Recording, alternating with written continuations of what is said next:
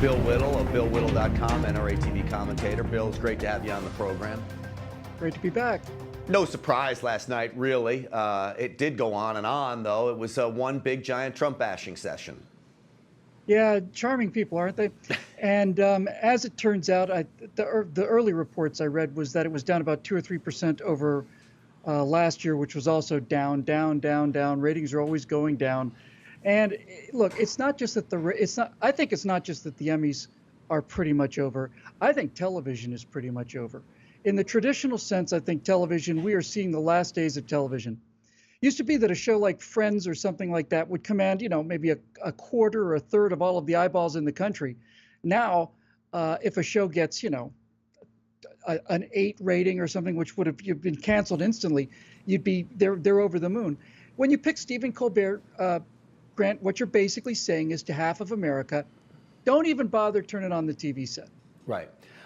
They even managed to rope poor Dolly Parton into the middle of this mess. Take a look at this. Yeah, well, back in 1980 in that movie, we refused to be controlled by a sexist, egotistical, lying, hypocritical bigot. Really?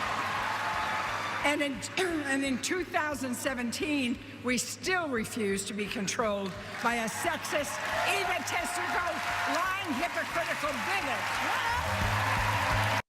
Clearly, Dolly Parton uncomfortable with Lily Tomlin there and her counterpart, Jane Fonda.